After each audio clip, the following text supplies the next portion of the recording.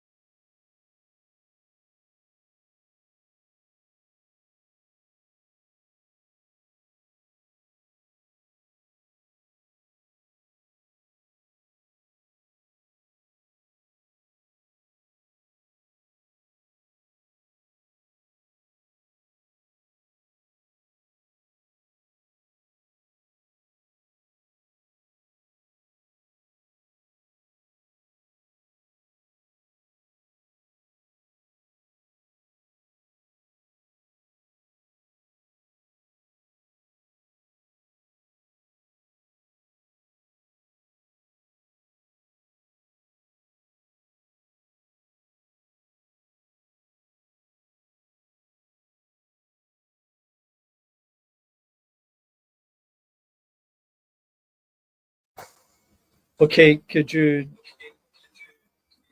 Okay, I think it's coming through now.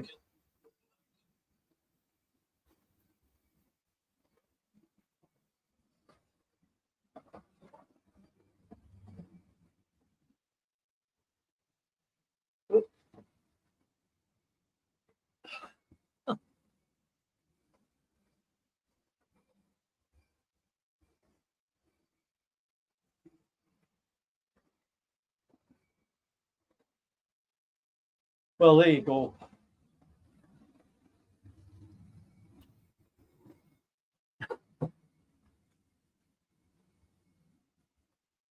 So I'm not quite sure what happened there, but the main mic, this one here, the Blue Yeti, is on, it's operating, but it wasn't coming through.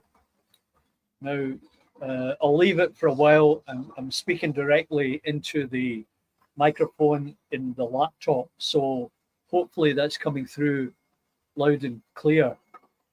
Derailed Darrow, how are you? Thanks for dropping by. Unless you're practicing to be a mic. Yeah, very funny, Todd. Yeah. Anyway, I thought, yeah, Klondike, that's good. I really appreciate you, first of all, dropping by, and secondly, for giving me the heads up on what's happening.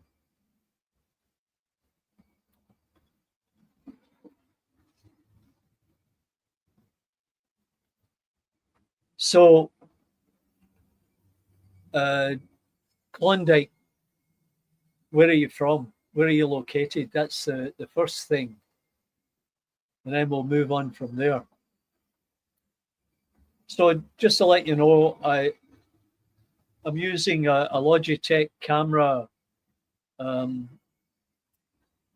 my iPhone. My iPhone is in as a guest, and then I can change out the camera and the Logitech capture doesn't work, so I'll go to the Brio, and there's the Brio over by the bridge. Des Moines, Iowa. Wow. Well, actually, you're on the other side of the border for me, because I'm in Toronto. What a small world. I met some folks from Iowa when I was down in Nashville for something completely unrelated to model trains. But yeah, that's terrific. So what kind of trains are going through your place? Hello, Tom. And there's a leopard's tail. Now, let me just get back here, get into the camera. And okay, so it's interesting. You start exploring things and trying to see what people are up to and what they're all about. And Leopard's Tail was on here the other day, last week, the week before, whatever it was. And so I went looking for him. And lo and behold, he's doing 3D printing. Not just 3D printing, but this guy is an actual 3D modeler. I know because I used to be one in another life, of course. So I strongly suggest that you go to a Leopard's Tail channel and check him out, because he is using Blender, the software. Now, I was introduced to Blender, I know, 5 years ago, 6 years ago, whatever it was, by some friends that are in the concept art business. And they said, oh, Charlie, you might like this. And I dabbled a little bit with it. But at the time, I didn't put it together that I could actually model stuff that would be useful. So, you know, they were doing characters and different other things. And I never really found out how I could get it translated into an STL file, because I never really had that conversation. But lo and behold, the Leopard's Tail is doing that for us right now. And he did a fabulous little tutorial of a mounting plate that he did. He built it. You go into Blender, if you're not familiar, take that cube and then you change the physical dimensions of the tube. And then he put cross marks on it for locations, and he put some cylinders on there, and then he drilled a hole through the center of the cylinder, and then he cut out a square hole in the plate, and now he's got a printed circuit board that he's mounting to that. And I thought that was absolutely fabulous. And all of a sudden, it was running back to me of the time when I took this introduction to Blender, and a whole different avenue, really, because Blender gets used in concept art, in the big movies, and everything else, TV and all of that kind of stuff. Whereas your average Joe would be using Tinkercad or something else, basic components, select a cylinder, select a cube, select a pyramid, etc. And then you can manipulate it all. And the interesting thing is, and I've spoken about this before, is that, you know, I was involved in software, in engineering for many years. And, you know, I was using Bentley software, and then there was AutoCAD, and then a few other SolidWorks and different other ones. And the basic difference, well, they were all so similar. And it got to the point where, for the team, I made up a chart of, in this particular case, it was for AutoCAD users and all their commands, and I put the equivalent in MicroStation. And as people came on board that were AutoCAD users, I would say, there you go, familiarize yourself with this, and away they went. OpenCAD, yeah, that OpenCAD, or is it OpenCAD, Tom? Timber.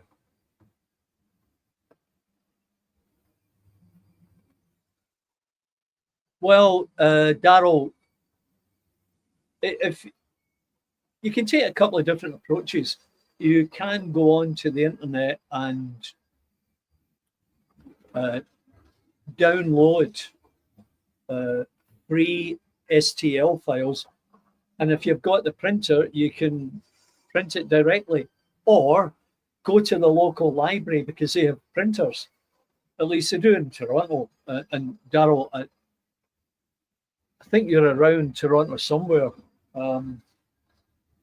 Even if you're not, if you're in the US, I'm sure the local libraries would have a free-use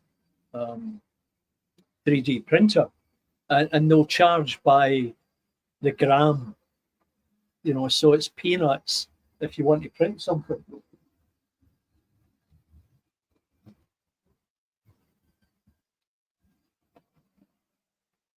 Fusion 360, yeah, Klondike, you're right. I've tried that also, and as I say, they're all very similar. You just look at, all you have to do is look at the icons around it, and you go, oh yeah, that looks like, and you go back and check whatever one you're used to, and you say, yeah, that's it, and then you can start using the tools. What looks shifty?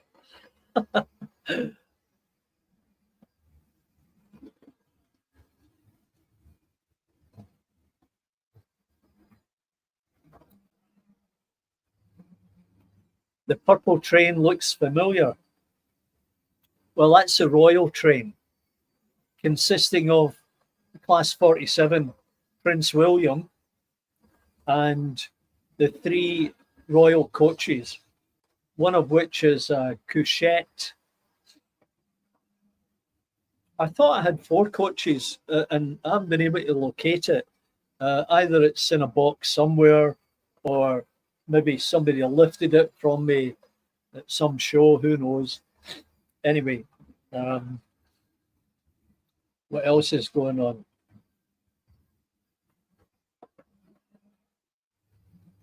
I'll just let me go back here.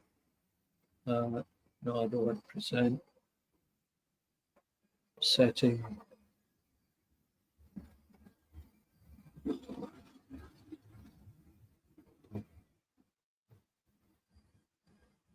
There, that will give you something else to look at, and I'll go through the chat and see if I missed anybody.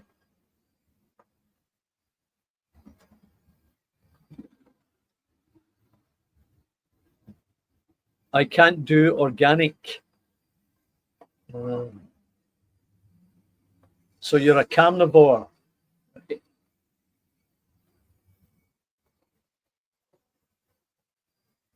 Timber. Well, Timber, so was I. Like, I was in consulting engineering for 20 plus years, and before that, I was contracting different industries, the car industry, a bottling plant where I had to work on the design of glass smelting furnaces. Daryl, Southern California, whereabouts? I spent a couple of winters in San Clemente, and I've been to San Diego.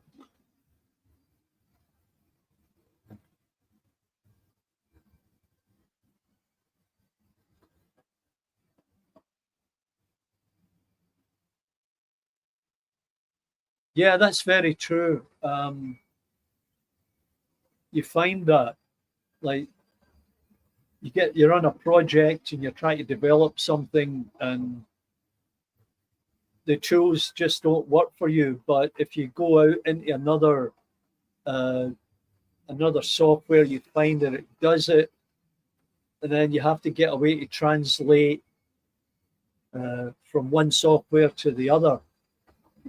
But then at that point, you go to your software provider and say, hey, we're under pressure here, need your help, so on and so forth. The last big project I worked on was for a dam in Manitoba, and my responsibility was to introduce and roll out a new piece of software from Bentley that enabled the team to model the reinforcing bar and put it into the concrete model. And there were horrific challenges with it because the software was brand new. And I requested that the software development engineer was brought into the office so that I could have a face-to-face interaction with any challenges and problems that we had, and that way we solved it. Yeah.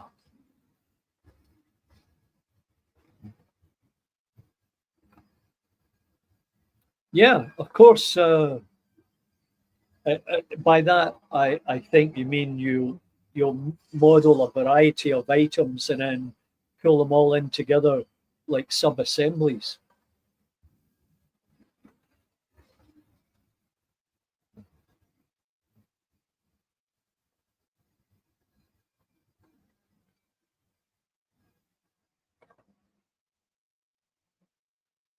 Yeah, that's interesting, Timber. As I said, in the first instance, when I got introduced to the software, it was really interesting because you could do all these wonderful things, but I was never directed, or the engagement never occurred in terms of applying it to engineering practices, let's say. And I'm sorry I missed that because The leopard's tail certainly captured my imagination, and I knew exactly what he was doing when he got into it.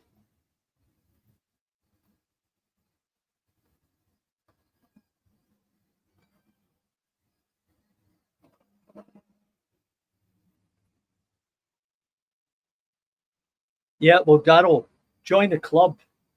So I've been a long time supporter of StreamYard, and I started out with the introductory one or the cheap one, whatever it was. I can't exactly recall, and that led me into trying to get additional cameras in. As a result of with the cheap one or the free one, it didn't always work for me, and I was using it all the time, and then just last weekend, I found out that they'd been charging me $45 US for over a year, and I was not aware of this. I only stumbled over it because, as you probably know, there is a chat line for the users, and in there somebody said, "Oh yeah, I'm an old age pensioner. La di da di da. I can't afford this. I'm going to quit." And then they went through the whole process, and my ears popped, and I said, "Whoa!" So I went and checked, and sure enough, unbeknownst to me, the negative billing was in place, and I'd been getting hit up for $45 every month.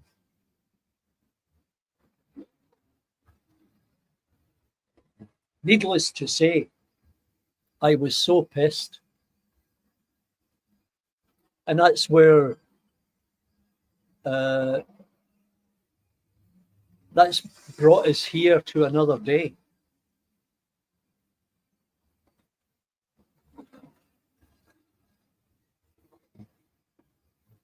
And the thing is, I said it yesterday, and I'll repeat it for your benefit. I contacted StreamYard, and I said, "Hey, you've been billing me without my knowledge at this price. I can't afford this. I'm quitting."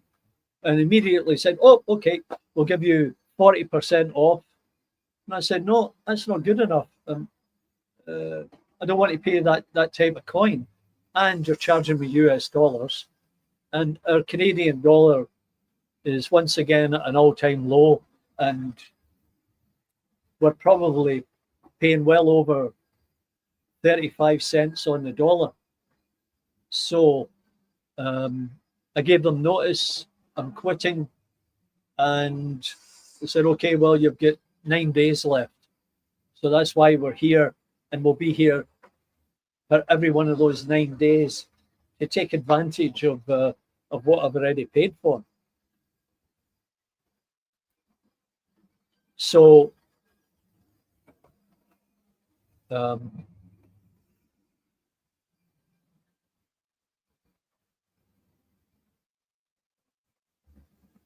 yeah, Timber, you're correct.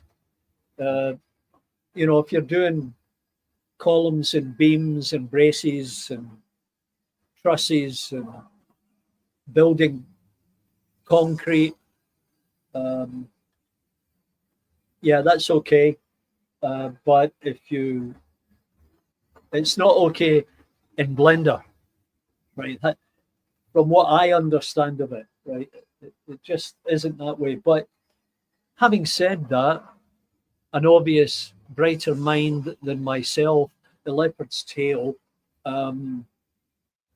he is exploring it and demonstrating with a little bit of exploration, you can find it will do other things.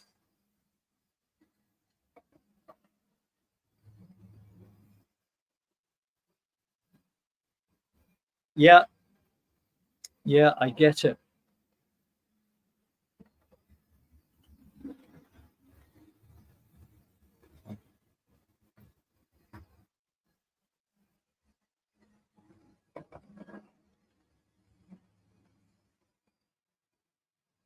Yeah, yeah, exactly. You can, that's what I'm saying. You can develop the tool or modify the tool to make it do other things.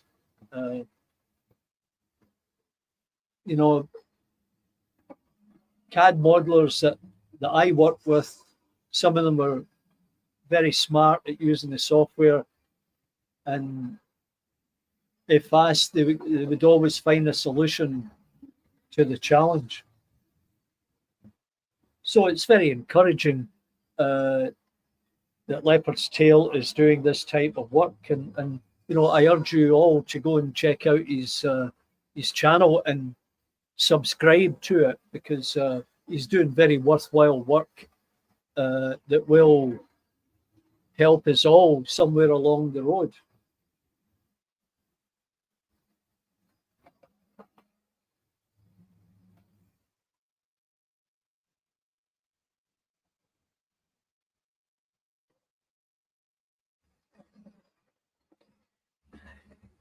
Yeah, you see, a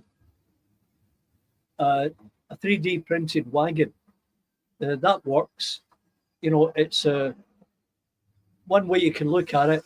It's a block that you've hollowed out, and then you've attached pieces on the outside, or modified the thickness of the shell of the wagon to accommodate the horizontal boards and the angle iron corner pieces. That's it in a nutshell. And so you can make all your own wagons, and then do your own decals, and paint the wagon and add the decals. There's Kelly. How are you? Yeah, Kelly, you know, I welcome all kinds of discussion and observations. And as I say, everybody's entitled to their own opinion. If you don't like diesels, that's okay. Because if you come here, you'll see both from time to time. Um, if you don't like 3D printing, but you're a good modeler using plastic card and paper and card, that's cool too.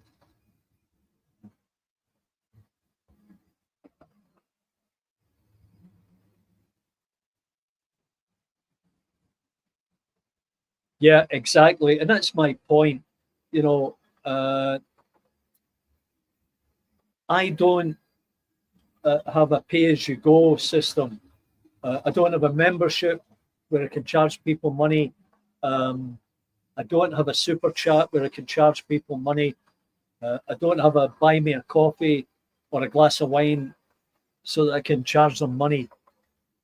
So to substantiate uh, 45 US, which is it's well over $60 Canadian, it's very difficult to substantiate. And as I said, if you flipped it, you could say, oh, for $60 Canadian, I can buy a new locomotive every month, or I could buy something else to help build my layout. So there are different ways of saving money um, and different ways of spending money.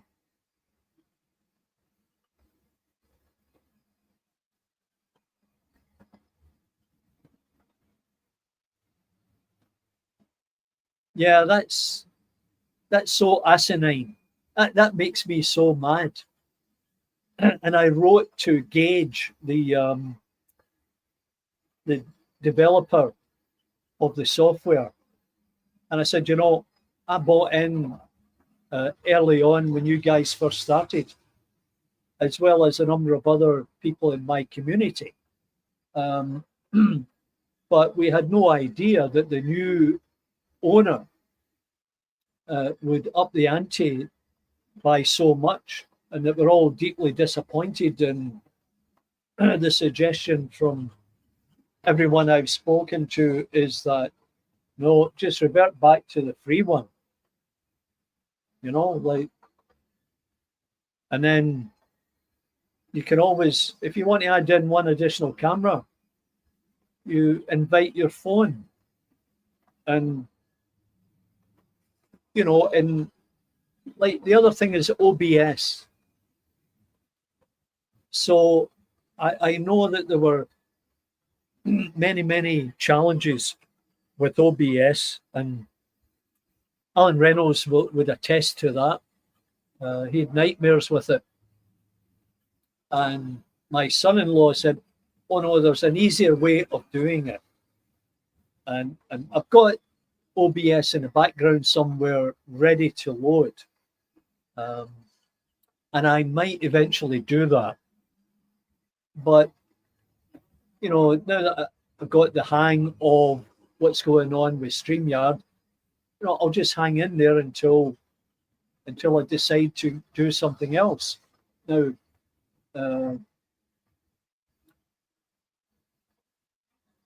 KV Mux or whatever it's called, there is that other software out there that is very similar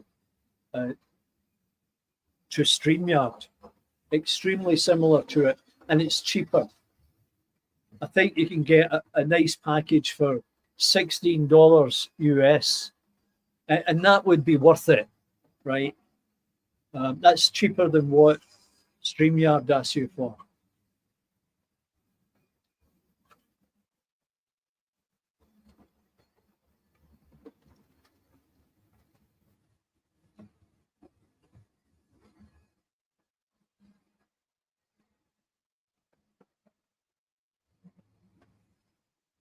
Yeah, I don't care about it either. It doesn't really matter to me. I agreed with StreamYard to support them by including a statement from them promoting the use of their software on every video that I produced. I never thought twice about it. But they'll all be dropped from all of my videos shortly.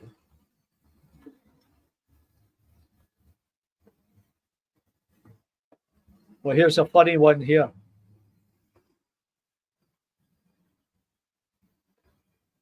Well, Kelly, I do enjoy running my trains, and I do enjoy watching other people's trains, and I do enjoy making models to upgrade my layout. So that's become my thing. I hope that answers your question.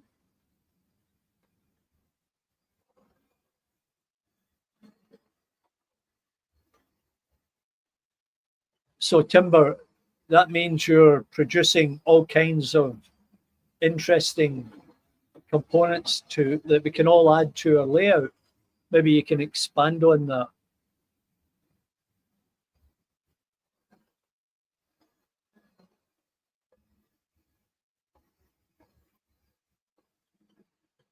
Well, I've seen some interesting stuff being done. Now, here's one for you. You know, there was a while there I was watching a lot of videos on decals and whatever, and then I thought, I don't want to be spraying or painting my running stock, because in the end, if I end up selling this stuff, people might not like that. So I went into Procreate. You're probably familiar with Procreate. For those that are not, it is like Photoshop, but cheaper. And I designed a piece of graffiti. And then what I did was I photographed one of my wagons, and I brought that in reference in Procreate, and I lifted the piece of art that I did, and I dropped it on top of the wagon, and it looked perfect. And then I put that on my YouTube channel, and people thought it was real. So, you know, in Procreate, you can do it. Then, you know, you can save it as a PNG or whatever it is you have to save it as, and then print it out on the decal material. So that's something to explore. That's a basic outline of what you might be able to do with it.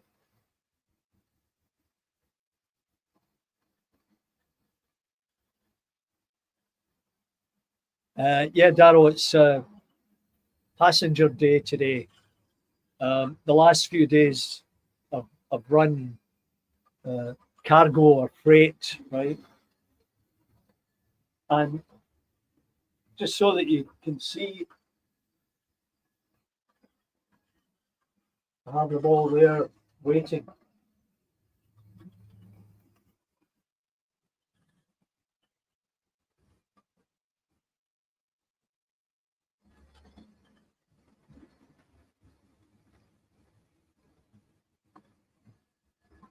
Yeah, Timber, you got to enjoy the fruits of your labor. And for those who are not familiar with the concept of 3D modeling, it takes concentration and understanding of the software and what's possible, what's not possible, and what can be printed and what cannot be printed, and on what machine is it best printed on. So it becomes like a full-time job if you let it become so. Well, if you don't have room for a 3D printer, but you're capable of modeling, then do that and then put it on a stick and go to your local library and print it there.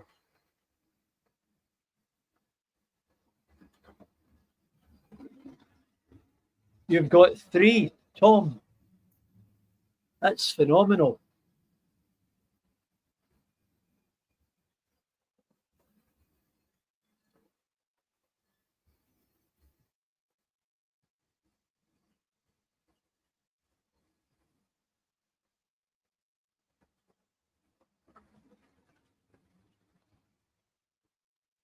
All right, so I just posted a link.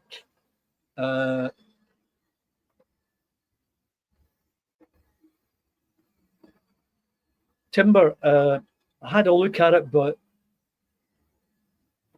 you know, I was looking at this EV Mux, whatever, tongue tied on that one, and I spent a bit of time doing a comparison. I didn't get back to Streamlabs. And yes, Timber, as I said, Alan Reynolds had nightmares about it until I think he eventually got it solved or he threw in the towel.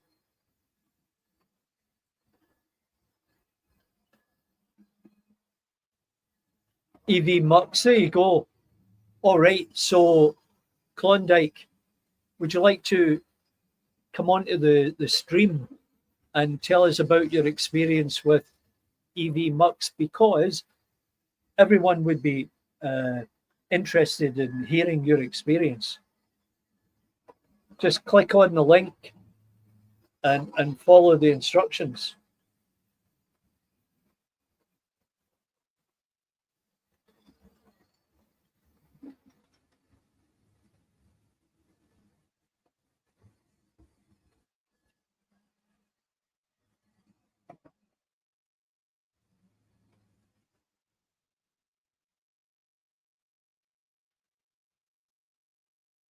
All right, so here's Kelly going to join us for a couple of minutes.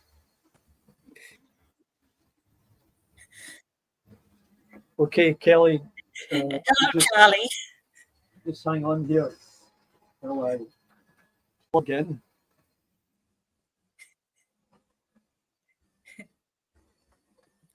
And I'll put you on the, yeah, solo scream.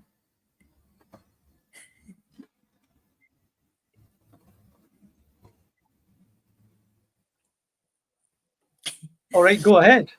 Hello, Charlie. I'm glad I can call you by your real name.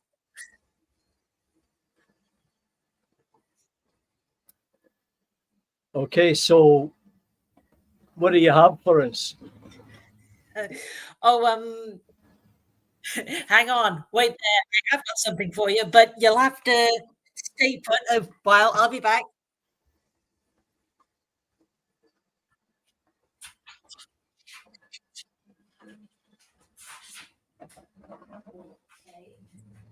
I think we're going to get a little bit of an echo from Kelly.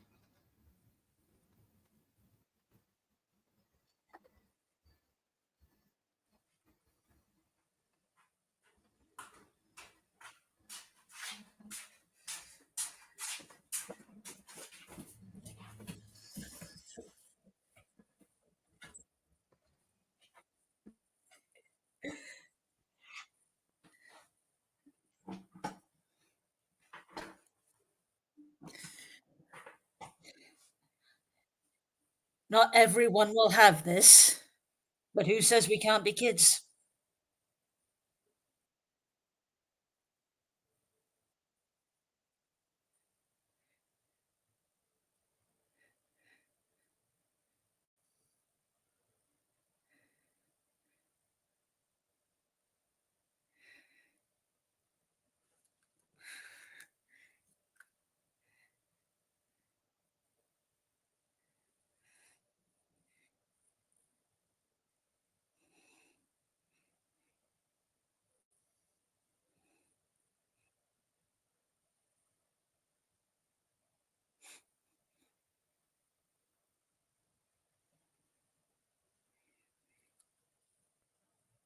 No one want to see Thomas?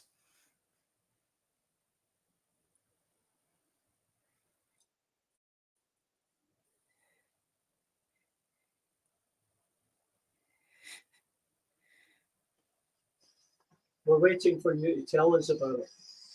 Oh, you're waiting for, well, beg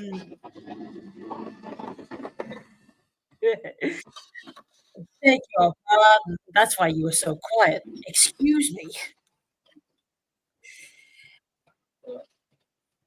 Having a bit of trouble with the audio. I've okay. You need to move the train away from your mouth.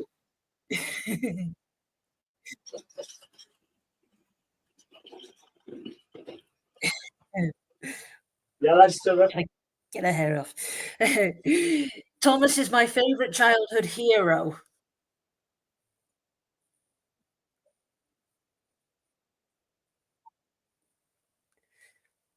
And I've grown up with him since I was 4 years old. And that is how my love affair with steam engines came about. The real ones.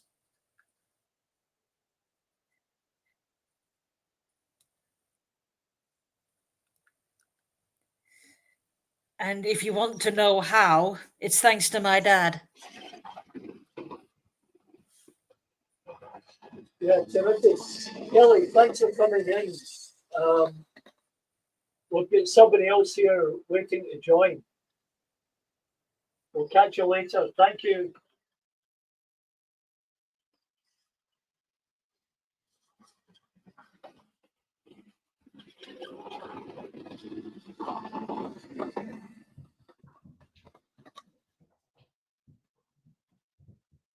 Another surprise here.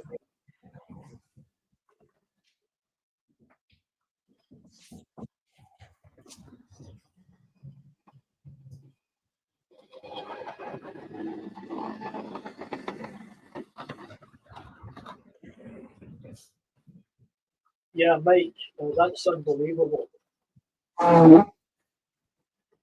That's over 900 they're taken from me.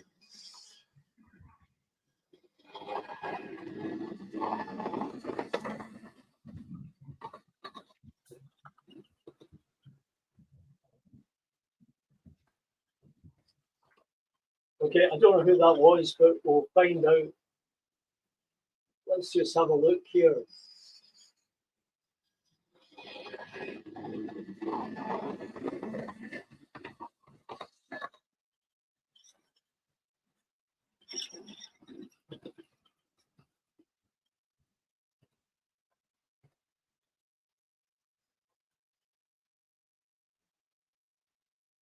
There you go, timber. I trade under the name of Partickhill.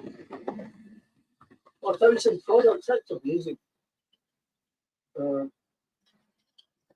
Where best can you look at your products?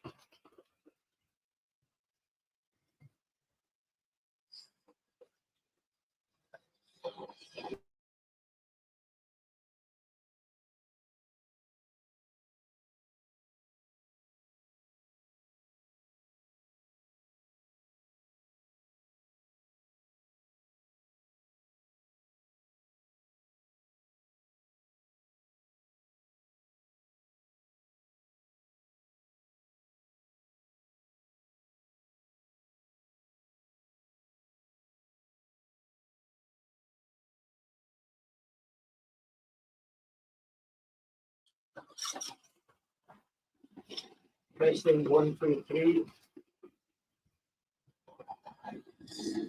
I guess one from the other way.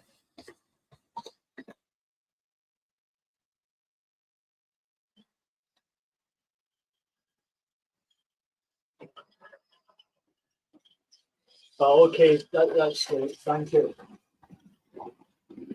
Okay, so here we go. We've got another guest in here. Welcome. It's a pleasure to be here. And where are you located? Excuse me? Where are you located? I am in Des Moines, Iowa. Apparently down south. I thought you were over in the UK. My apologies. Hey, I didn't know you were closer. So what's that in the background? This is virtual rail. They're actually online. And what I do is I use the virtual rail on a big screen behind me. So when I do my lives, I have a little background.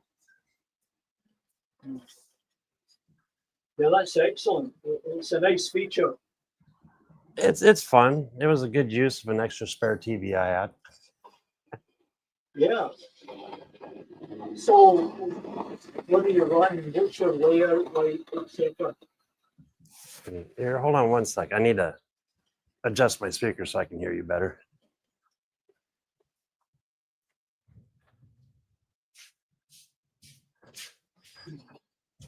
Or probably better yet, change locations here.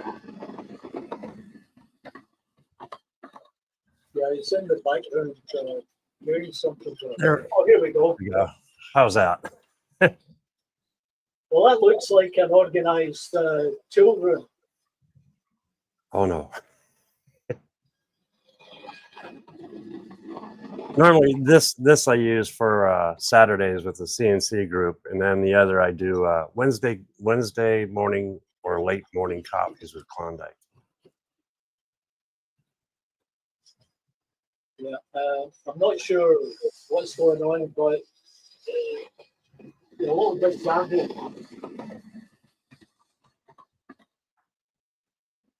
Something in the audio not working. Oh, on my end? Hey, Audio. Lintree Town, how are you doing? Excuse me?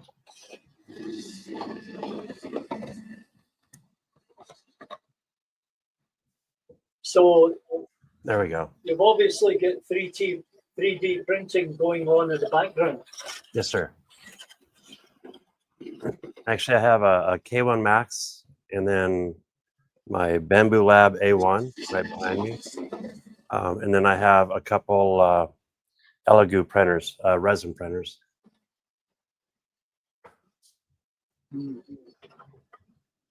Now I just unplugged my microphone just to see if there was any echo. Oh,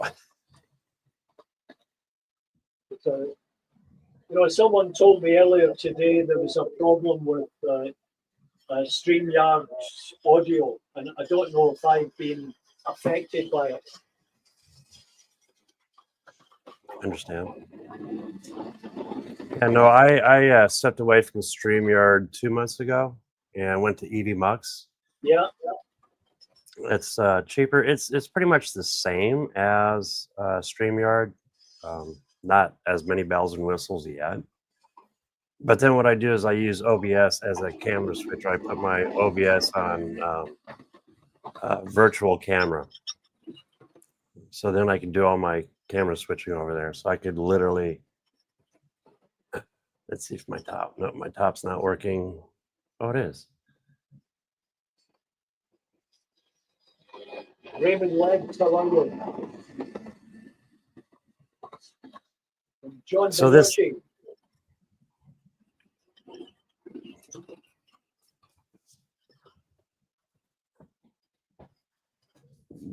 this view is actually of my table. This morning I did a live stream on my single module, and I gave away a double bridge module.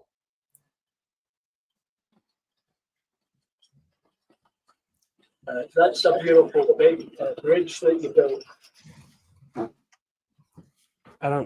Let's see. Let me scoot it back a little for you. Yeah. You obviously cut that out in a laser. Yes, sir. I do T-track modules in the US. I have two 100-watt lasers, and then of course the printer's behind me.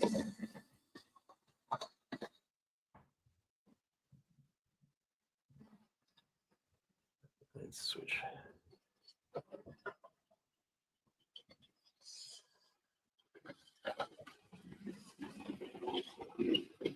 Yeah, so you've got how many? 1, 2, 3 printers there? Four. If you're including the resin printers, there's 4. And then my son has my son has an Ender 3, and my daughter has an Ender 3. And then I have a couple tucked in back that are parts. But as you can see, I'm also into G scale and N scale. Yeah. I'm just wondering if everyone else can hear you. Because you're coming in, so it's very broken to me.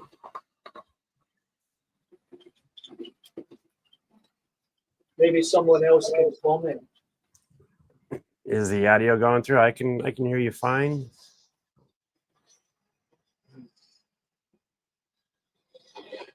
Tom Houston, can you hear clearly? Awesome. Well, that's good. Maybe it's just me.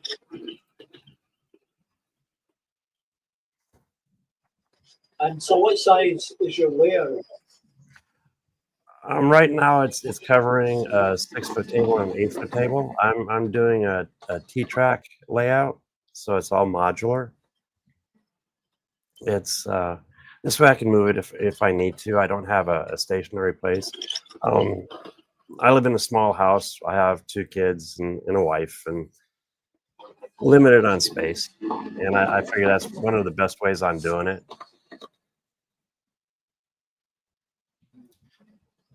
So when I started getting involved a couple of years ago, the next thing I noticed, I was manufacturing T-track modules.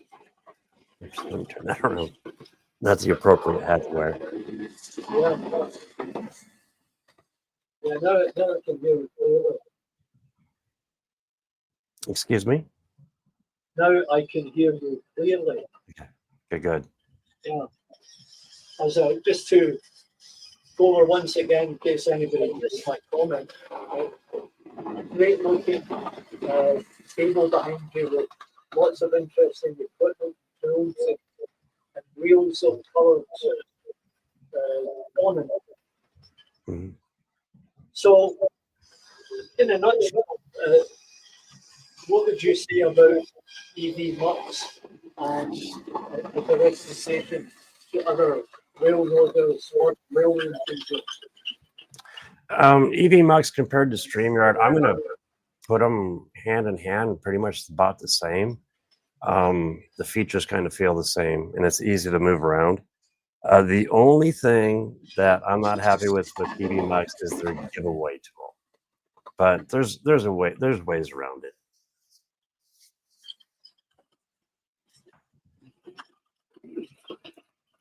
All right, so I guess everyone else who are presently on StreamYard might be considering to make the one complete. And are you on the basic plan or what?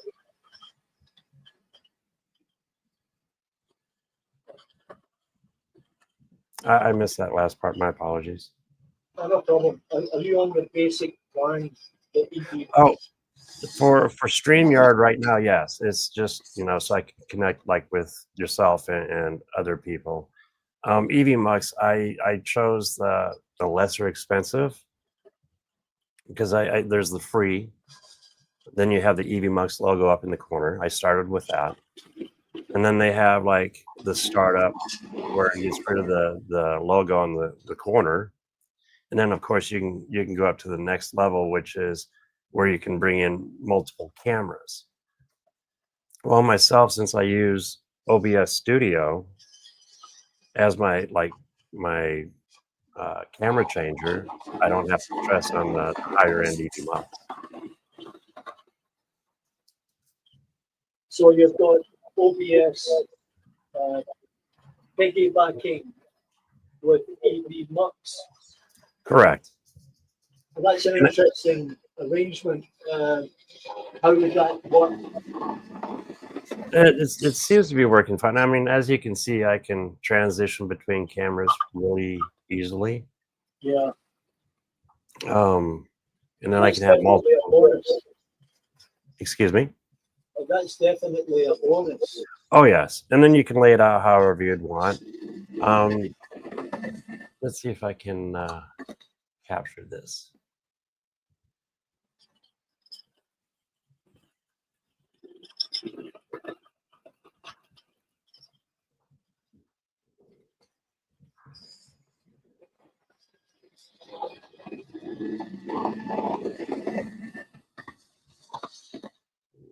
So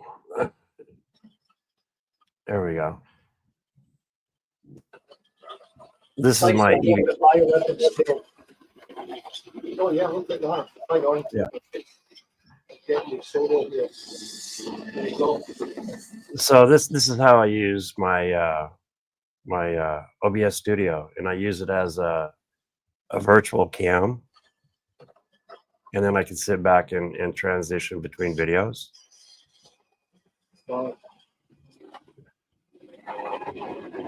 And I can also set different scenes. So that camera's down. There's my zoom. That pretty bridge. Yeah.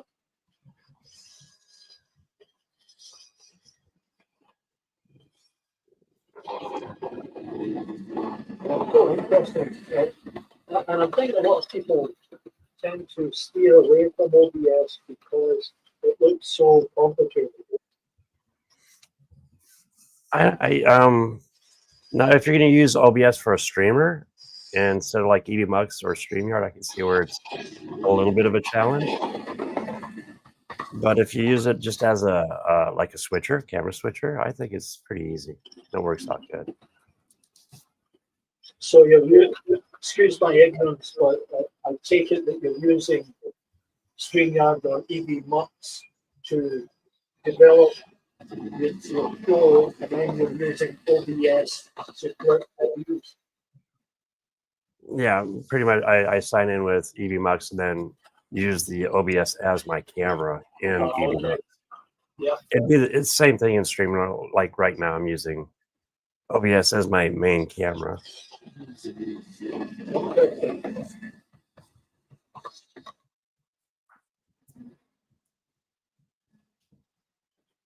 And sorry, once again, where exactly are you? You're in Southern Cal. No, I'm in Des Moines, Iowa. Oh, I'm- sorry, somebody Yeah. else. Yeah. Yeah, as I said earlier, I met some folks from Iowa, and it may have been Des Moines, Okay. that were participating in writing the script for a movie. Oh, cool. So you might hear about it in Des Moines. It's interesting the folks that you meet. I'm sorry. What was that again? It's just interesting the folks you meet when traveling. Oh, yes. I think you showed that bridge on another channel. You did it as part of a project, and you were showing it last week, the week before.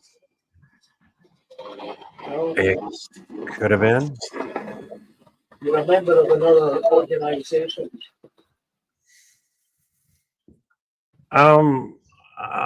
As far as videos, I'm pretty much doing my own, and every Saturday I go on with R. Ballard Designs, and we talk pretty much about CNC. So it could have been somebody else building one of the modules. Is that a readily available kit, or is it your design?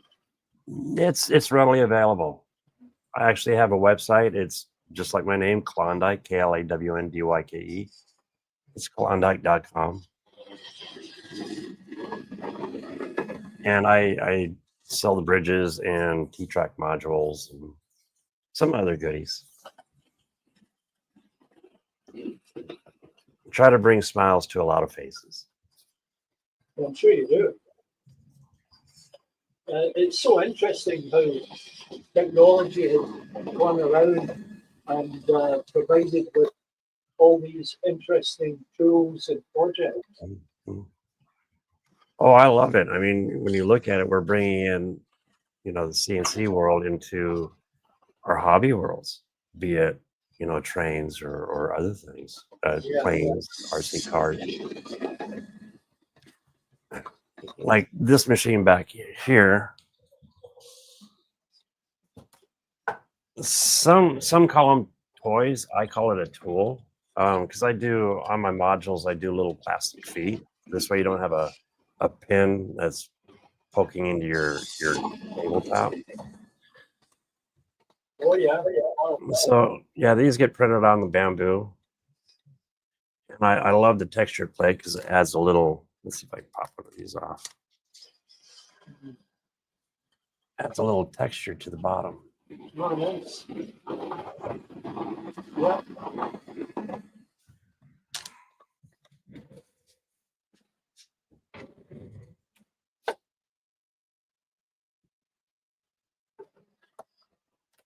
And another model I did, I don't have a picture with me right now, but I'm a member of the G-Scale Garden Railway here in Des Moines. And I did a nice large furniture factory that's in the layout, and that's at Merle Hay Mall. So if you're ever in Des Moines, Yeah. stop by the Merle Hay station in Merle Hay Mall. And tucked in the back someplace is actually a couple of my buildings. Really.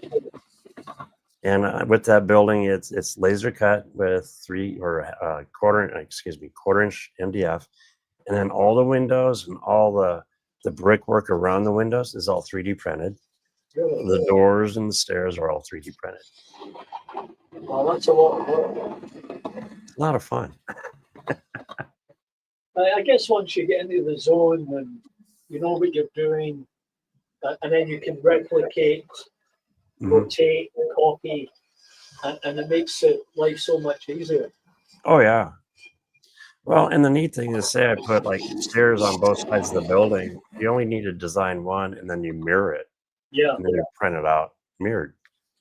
Yeah. And like the tools like push and pull. I know there are other words used by other software packages, but I go back to my days using software. you can put something into solid or pull the area out and extrude it. But there's obviously different terminology for the various software packages. Okay. A little hard to catch what you're saying. Okay, I'm going to give these things a rest for a minute. Can always start them up again. How's that?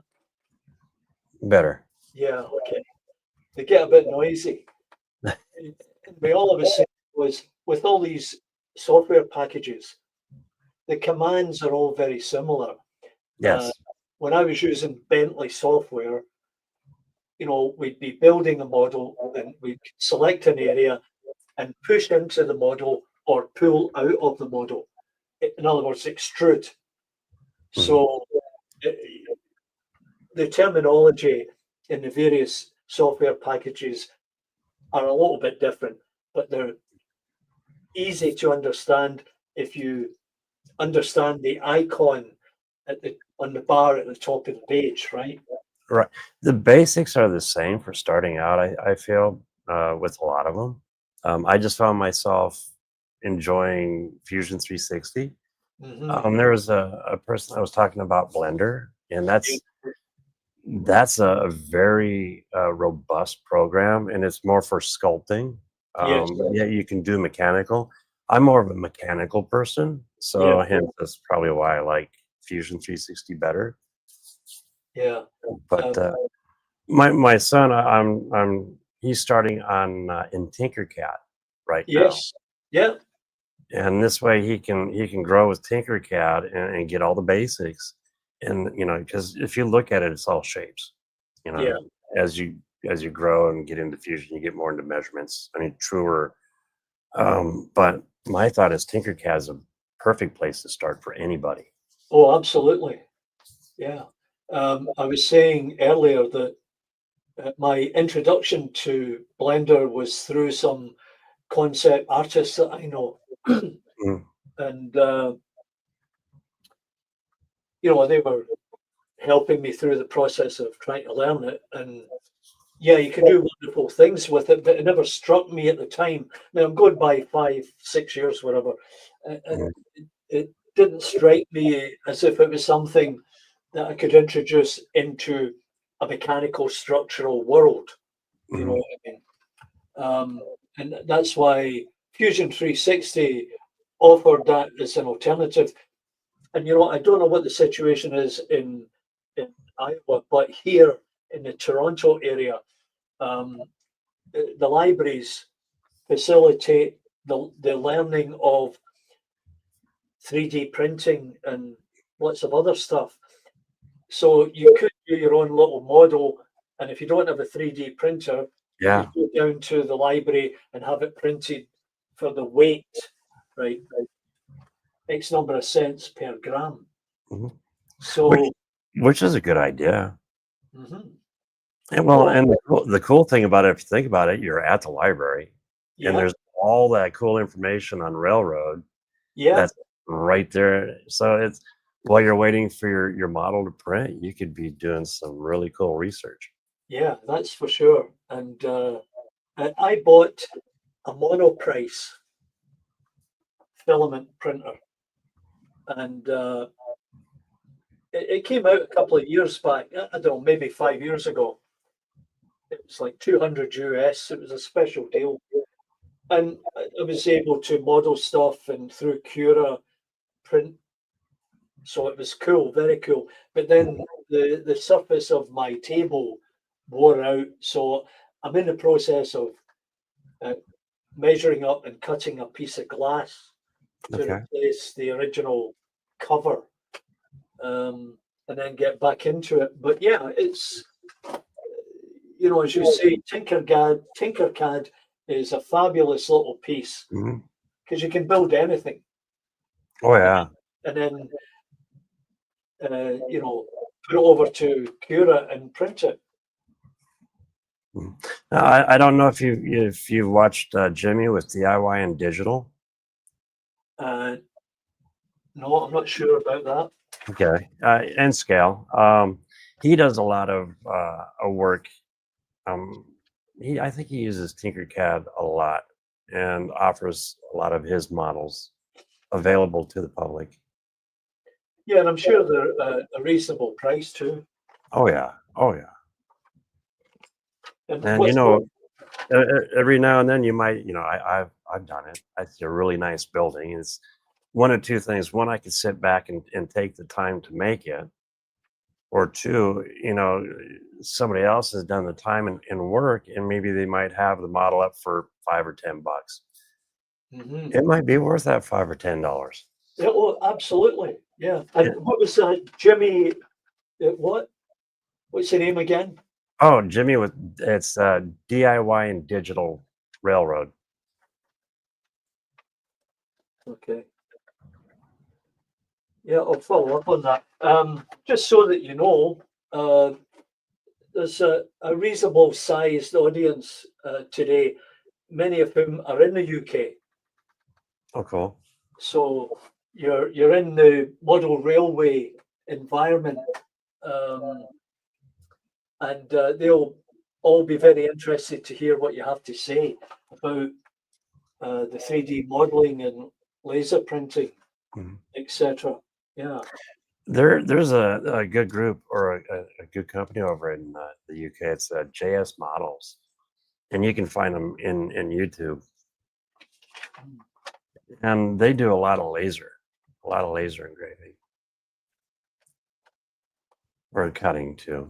Buildings and such. They did I wish we had them here. It's like the canals over in the UK. Oh, yeah, yeah. And with the boats and Yeah. I find that extremely intriguing. But he actually has a laser cut model of one of the locks, the canal locks, and I love it. I think it looks really nice. So do you think that's something that you could build yourself? Oh yeah, oh yeah. Yeah. Now I joined a geek club a couple of years back, and amongst other things, well, they had a 3D printer and a laser cutter, and I was still working at the time. So I thought, all right, I'll do a little project here. And I built a model of the Pantheon in Athens. And I reduced it in scale. So I had the platform, steps, all the columns and a roof. And then I thought, and it shows you how little I knew. I copied that model, put it to the side, reduced it in scale, and then dropped it back into the middle of the model. So I'm thinking I can print this out and it'll be a model within the model. Well, I went down to this geek club and we loaded it up and we waited like 4 hours for it to print, and it wasn't very big. And it was a disaster because it stopped halfway through. Oh no. For some reason, it couldn't, it could not interpret the triangles that I was using when I built the roof. So I just switched this. Yeah, too much overhang for the printer, probably. There you go. Yeah. Well, I thought I covered all that, but yeah, it's just really interesting how the software can help everybody and the opportunities it presents. But it is a learning experience. Right, and the learning curve. There's always a learning curve to every program. Back to like Tinkercad, my honest opinion, to get over the curve in some other programs like say Fusion, I feel it's a great start. Dig into Tinkercad, if you want to go on with other CAD programs and get the basics, and then step into SCAD or Fusion, or there's SolidWorks or a few others. Yeah, anything's possible. And Yeah. like there's an example, Oh, that's cool. right? A pressure vessel. Hmm. Um, You even have a valve on the side. yeah, yeah. So Yeah. so you can do anything, and as you know, they're all just simple shapes. That's a cylinder, and a sphere at the end cut in two, Mhm. and then a circular plate to Mhm. act as flanges. Um, And then you group them all together, and yeah, yeah. and some relay boxes. Oh yeah, I've done a few of those. Right, simple, but they look so effective around the layout. You know, Now, and what I find one of the coolest things about this whole thing is you designed it and you printed it, yeah, and then you paint it and put it on yeah. your layout. Now, I bought this. Okay, that's a resin. Yeah, I bought that at a place called George's Trains here in the Toronto area, Oh, cool. and I think it cost $7. It's solid, right? Okay, They they didn't didn't make it hollow. it's solid, and it'll make a nice little substation. Oh yeah, that looks beautiful. Yeah, the guy Now, did a fabulous job. now that is the one bonus between resin and FDM is your resin printer. You have finer layers and you can Yeah, do finer detail. But I will be honest, I am surprised with the new software like the new Cura, and then you yeah, have like the Creality and the yeah, Bamboo Labs. They're getting better and better and better at laying down the filament. yeah. With less definition between them, Mhm. right? Less layer lines. You Yeah, don't the layer lines don't stand out as much anymore. yeah. Uh, you might be able to see this, like if I can. Yeah, and a little barrel. Yeah, and that was done on my filament printer. Okay. Let's see. Let me grab one of my deals here. Oh.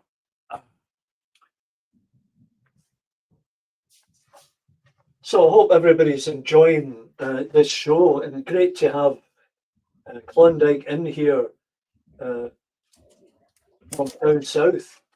Puts a whole different perspective on it and shows what's actually out there in our hobby. Yeah, see you, Mike. Okay. So I did live in South Cal for a while.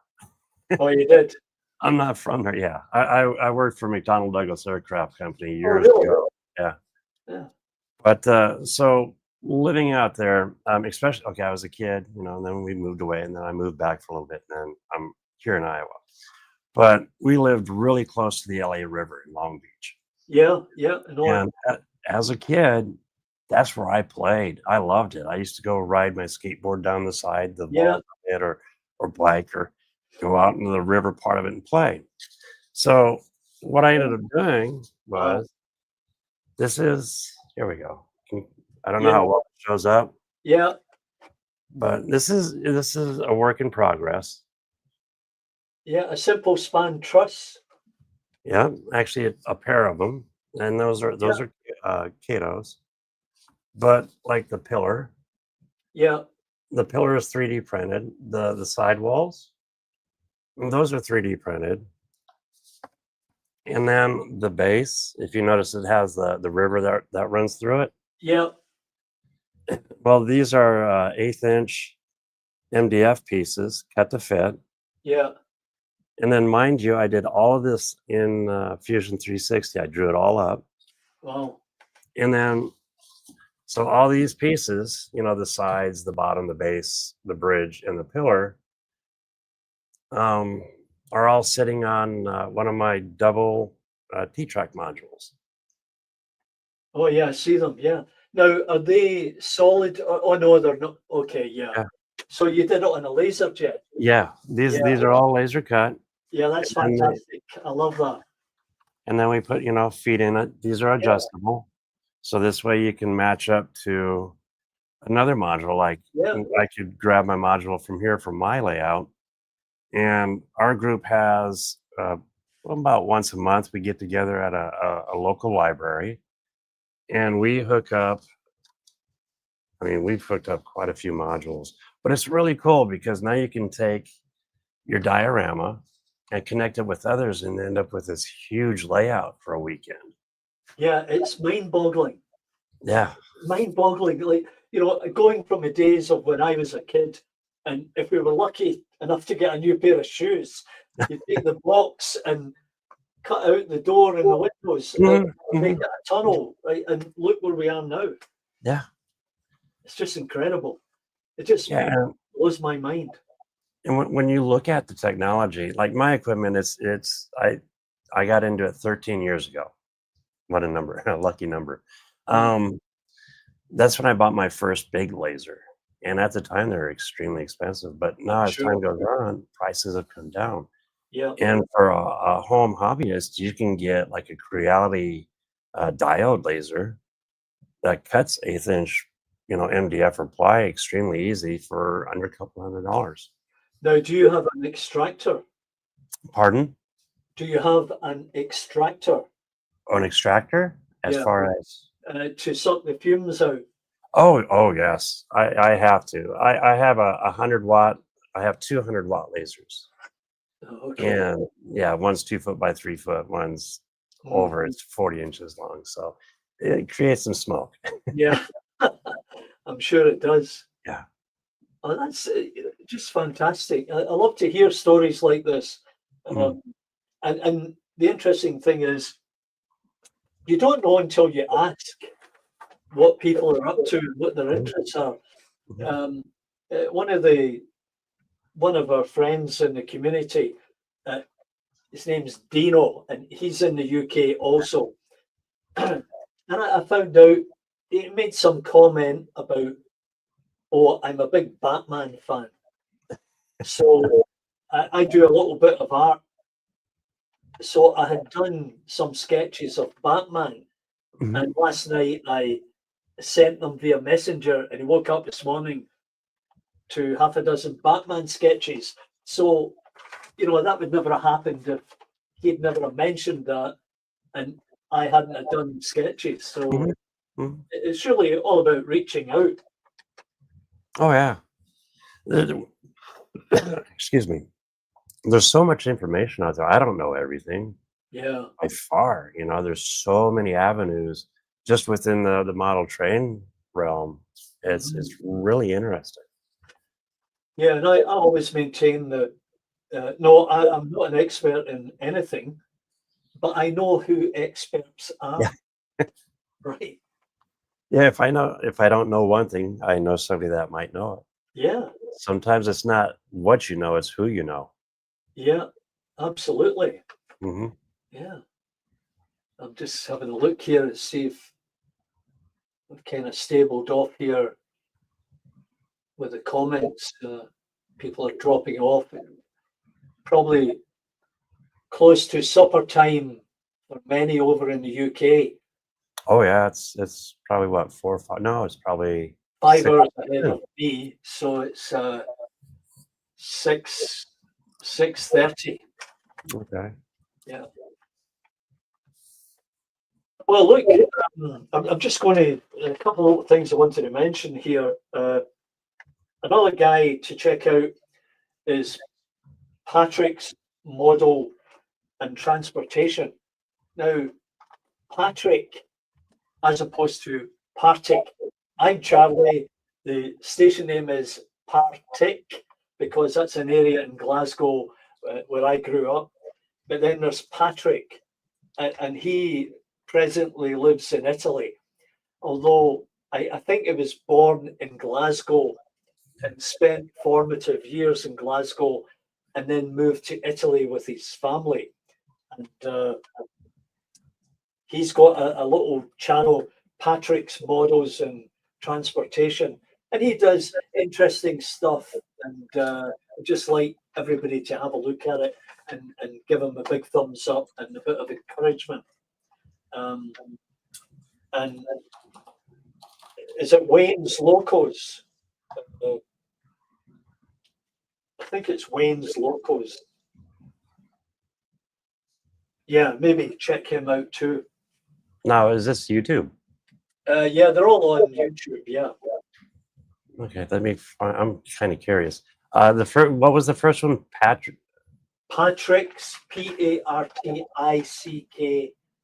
apostrophe S, models and transportation.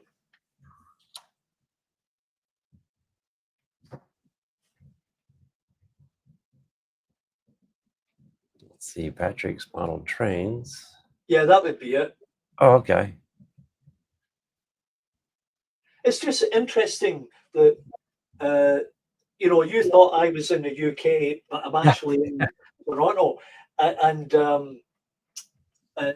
Patrick is in Italy, and then we get people in from New Zealand and Australia, and it's kind of it's a global hobby, obviously. Oh yes. And I know that there are people in India also. Or North Texas Spring Day Run. This is Patrick's channel. Oh, that's a different Patrick then. Yeah, but that's okay. That's cool. Oh. Yeah, that's a different Patrick. Okay. But that's a Garden Railway. Now let's go find his channel. Yeah, that might be up there. Yeah. Yeah. The one below. Oh.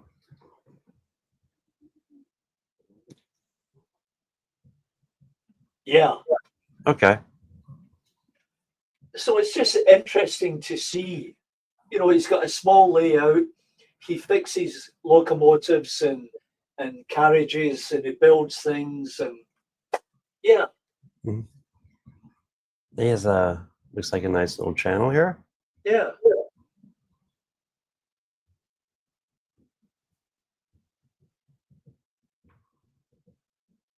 Now this is one of the reasons why I like OBS Studio and like EVMux or StreamYard.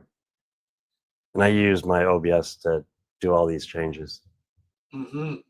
Yeah, it makes it so much easier, obviously. Yeah. Yeah.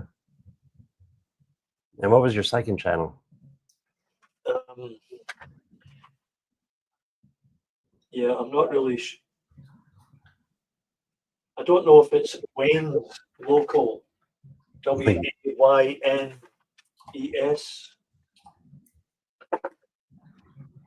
Wayne's Locos.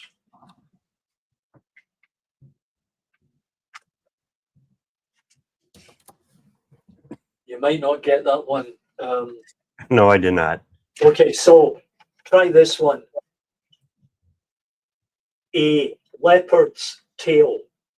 Oh, I just saw that too. I think I just subscribed to it. Yeah, he's doing great stuff. He was on the chat line earlier, and he's got some great stuff going on there. Oh.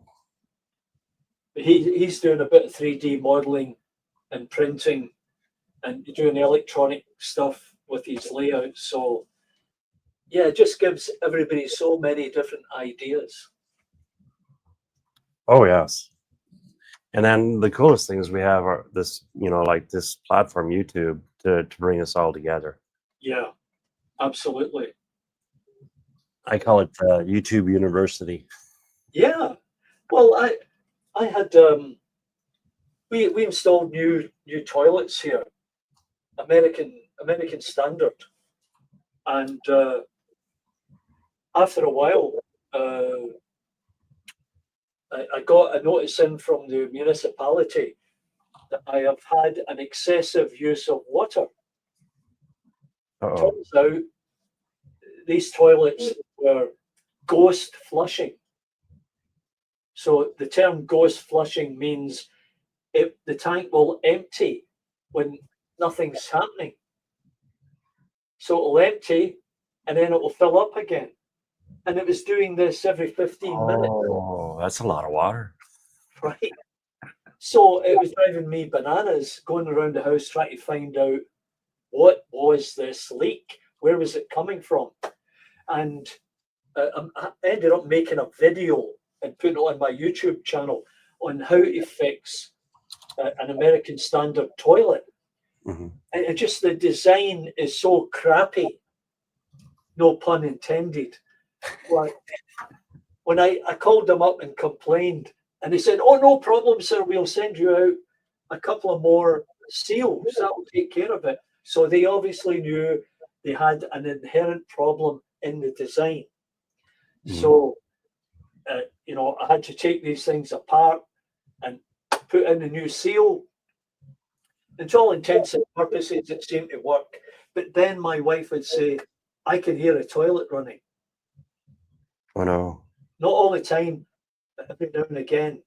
Sure enough, I lifted the lid off, had a look, and there were bubbles around the seal. Dead giveaway. So I restarted the search for solutions, and there was a guy out there on YouTube who took stainless washers, mm-hmm. and he put them through the chain down on top of the cap just to add a little bit more weight to try and get a seal. For the most part, it's worked. But every now and again, I hear that flush.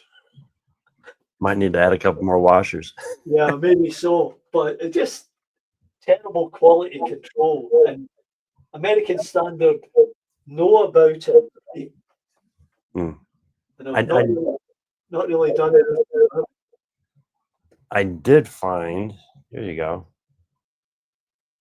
a leopard's tail. Yeah.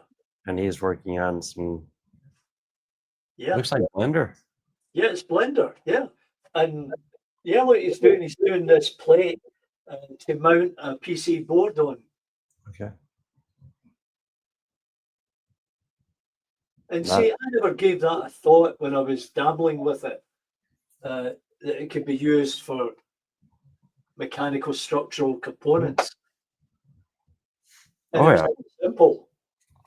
Let's see what I have, because I'm using, I'm running DCC-EX on my layout. Mm. And I actually created a box to hold the boards. Yeah. My Unos. And it keeps it nice and closed up and dust free, which is kind of cool. Yeah. Yeah, really interesting. What was your name again? I go by Klondike. That's my business. My actual name is Shawndyke. So it's SHAWNDYKE. Just get rid of the SH, put KL on, and there you go. Yeah. Okay. Okay, Sean. That's terrific. Hey, I really appreciate you taking the time to drop in. And that's what makes it so enjoyable and enlightening for everybody, because everybody out there has got something different to contribute and make an interesting story. Very true. So it's been a pleasure, John, to be on here. Yeah, pleasure's all mine. And Charlie, I'm sorry. I said no, that's okay. It didn't come across right on the microphone. So this is the second day of my last 9 days on StreamYard. Oh, okay. Okay. I've told them, you know, you can flush it, and I'll move on to something else. Yeah. Because as somebody pointed out, oh, Charlie, that was $960 Canadian a year. A year. Yeah, like unbelievable, and I didn't know about it. Mm-mm. No, they doubled their price overnight. That wasn't fair, and they didn't tell a lot of people. Yeah, yeah. Well, so, no, there's other. Give EV Mux a shot. You might. Yeah, I'm just looking at that right now, and I think I'll jump over there, and I'll probably reconsider OBS as an add-on, right? Mm-hmm. So yeah, and that's exactly what I do. I have multiple monitors, which makes it a little easier for me. Yeah. But this way you don't have to spring for the extra. Just get the base It gets rid of the logo, and then use your OBS for all your camera shots. Yeah, And terrific. you can set up any way you want. All right, Sean, thank you very much. And everybody else out there in Model Railway, World Model Railroads. And we'll see you tomorrow where I will complain some more about StreamYard before they strangle me off. Have a good evening, everybody. And we'll see you next time. Been a pleasure. Yeah, bye for now.